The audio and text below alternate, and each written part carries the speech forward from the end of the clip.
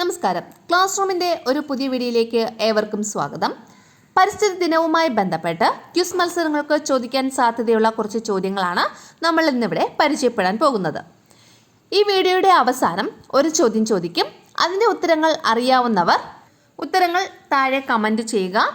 ശരി ഉത്തരം കമൻറ്റ് ചെയ്യുന്നവരുടെ പേരുകൾ നമുക്ക് അടുത്ത വീഡിയോയിൽ ഉൾപ്പെടുത്താം. അപ്പോൾ ആദ്യത്തെ ക്വസ്റ്റ്യൻ ഇതാണ്. 2025 ലോക പരിസ്ഥിതി ദിനത്തിൻ്റെ സന്ദേശം അല്ലെങ്കിൽ തീം അല്ലെങ്കിൽ സന്ദേശം എന്താണ്? ആൻസർ: ആഗോളതലത്തിൽ പ്ലാസ്റ്റിക് മലിനീകരണത്തിന് അറുതി വരുത്തുക അല്ലെങ്കിൽ എൻഡിങ് പ്ലാസ്റ്റിക് പൊല്യൂഷൻ ഗ്ലോബലി. ഇംഗ്ലീഷിൽ എൻഡിങ് പ്ലാസ്റ്റിക് പൊല്യൂഷൻ ഗ്ലോബലി എന്നുള്ളത്. ഓക്കെ, അടുത്ത ക്വസ്റ്റ്യൻ ഇതാണ്. 2025 ലോക പരിസ്ഥിതി ദിനത്തിൻ്റെ ആതിഥേയ രാജ്യം ഏത്? ആൻസർ: ദക്ഷിണ കൊറിയ. ഏതാണ്? ദക്ഷിണ കൊറിയ. അടുത്ത ക്വസ്റ്റ്യൻ: ലോക പരിസ്ഥിതി ദിനാഘോഷത്തിന് നേതൃത്വം വഹിക്കുന്നത് ഏത് സംഘടനയാണ്? Answer: UNEP. എന്താണ് അതിൻ്റെ full form? United Nations environment programme. United Nations environment programme എന്നറിയപ്പെടുന്ന UN-ൻ്റെ ഒരു പോഷക സംഘടനയാണ് UNEP. അപ്പോൾ ഈ UNEP ആണ് ലോക പരിസ്ഥിതി ദിനാഘോഷത്തിന് നേതൃത്വം വഹിക്കുന്നത്. അടുത്ത ക്വസ്റ്റ്യൻ: ആദ്യമായി പരിസ്ഥിതി ദിനം ആചരിച്ചത് ഏത് വർഷമാണ്? അല്ലെങ്കിൽ ആദ്യമായി ഈ പരിസ്ഥിതി ദിനം ആഘോഷിച്ചത് ഏത് വർഷമാണ്? ആൻസർ: 1973. 1973 ആദ്യമായി പരിസ്ഥിതി ദിനം ആചരിച്ചത്. അടുത്ത ക്വസ്റ്റ്യൻ: കാർബൺ ടാക്സ് ആദ്യമായി ഏർപ്പെടുത്തിയ രാജ്യം ഏതാണ്? Answer: Finland. ഫിൻലാൻഡാണ് ആദ്യമായിട്ട് കാർബൺ ടാക്സ് ഏർപ്പെടുത്തിയത്. അടുത്ത ക്വസ്റ്റ്യൻ: പരിസ്ഥിതി സംരക്ഷണത്തിനായി ലോകത്താദ്യമായി രൂപീകൃതമായ സംഘടന ഏതാണ്? Answer: IUCN. ഏതാണ്? IUCN. അതിൻ്റെ ഫുൾ ഫോം എന്താണ്? International union for conservation of nature and natural resources. ഇതാണ് IUCN-ൻ്റെ ഫുൾ ഫോം എന്ന് പറയുന്നത്. ഇത് 1948 സ്ഥാപിതമായ ഒരു സംഘടനയാണ്. അടുത്ത ക്വസ്റ്റ്യൻ: ജൈവ കൃഷിയുടെ ഉപജ്ഞാതാവ് ആര്? ജൈവ കൃഷിയുടെ ഉപജ്ഞാതാവ് ആരാണ്? മസനോവ ഫുക്കുവോക്ക. ഇതാണ് ആളുടെ പേര്, മസനോവ ഫുക്കുവോക്ക.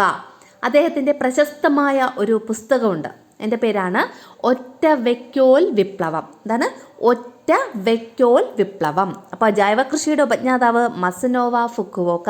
അദ്ദേഹത്തിൻ്റെ വളരെ പ്രശസ്തമായ ഒരു പുസ്തകമാണ് ഒറ്റ വൈക്കോൽ വിപ്ലവം എന്നുള്ളത്. അടുത്ത ക്വസ്റ്റ്യന്: കേരളത്തിൻ്റെ ഏറ്റവും വടക്കേ അറ്റത്തുള്ള വന്യജീവി സങ്കേതം ഏതാണ്? ആറളം വന്യജീവി സങ്കേതം. എവിടെയാണ്? കണ്ണൂർ ജില്ലയിലെ ആറളം വന്യജീവി സങ്കേതമാണ് നമ്മുടെ കേരളത്തിലെ ഏറ്റവും വടക്കേ അറ്റത്തുള്ള വന്യജീവി സങ്കേതം. അങ്ങനെയാണെങ്കിൽ കേരളത്തിൻ്റെ ഏറ്റവും തെക്കേ അറ്റത്തുള്ള വന്യജീവി സങ്കേതം ഏതാണ്? ഏറ്റവും തെക്കേ അറ്റത്തുള്ള വന്യജീവി സങ്കേതം നെയ്യാർ വന്യജീവി സങ്കേതമാണ് കേട്ടോ.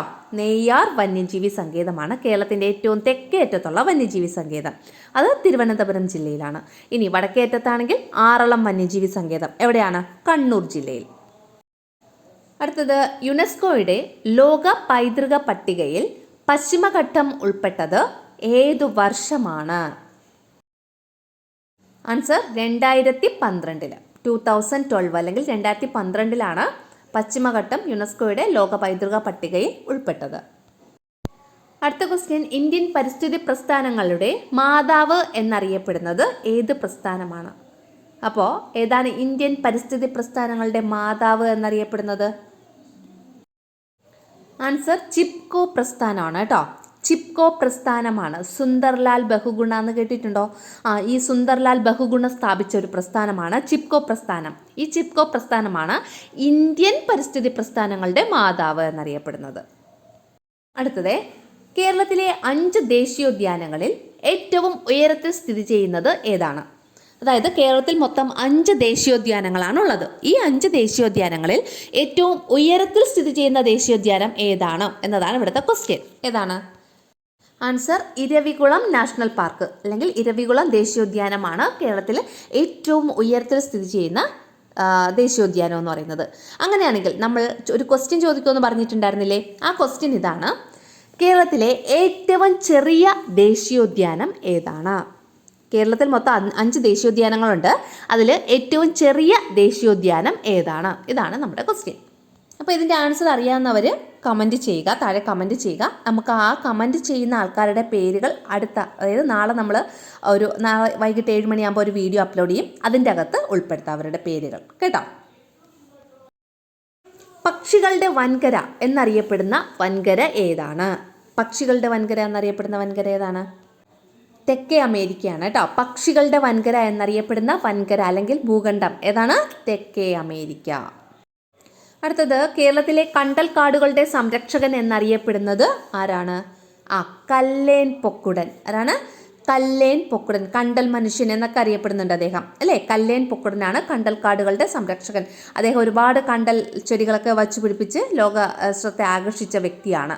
അപ്പോൾ കണ്ടൽ കാടുകളുടെ സംരക്ഷകൻ എന്നറിയപ്പെടുന്നത് ആരാണ്? കല്ലേൻ പൊക്കുടൻ. നെക്സ്റ്റ്, ഡോഡോ പക്ഷിയുടെ വംശനാശം മൂലം ഭൂമുഖത്തു നിന്നും അപ്രത്യക്ഷമായ സസ്യം ഏതാണ്? Answer Calvaria major. ഏതാണ്? കാൽവേരിയ മേജർ ആണ് ഡോഡോ പക്ഷിയുടെ വംശനാശം മൂലം ഭൂമുഖത്തു നിന്ന് അപ്രത്യക്ഷമായ സസ്യം.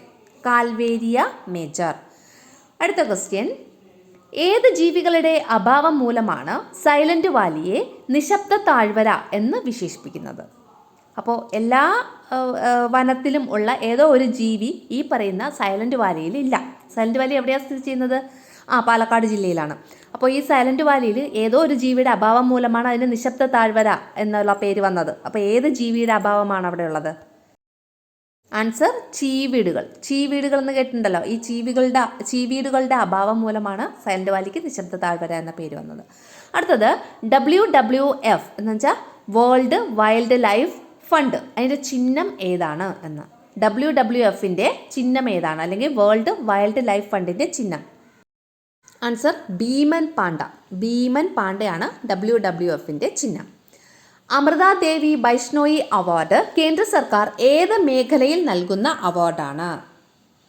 വന്യജീവി സംരക്ഷണവുമായിട്ട് ബന്ധപ്പെട്ട് കേന്ദ്ര സർക്കാർ നൽകുന്ന ഒരു അവാർഡിൻ്റെ പേരാണ് അമൃത ദേവി ബൈഷ്ണോയി അവാർഡ്.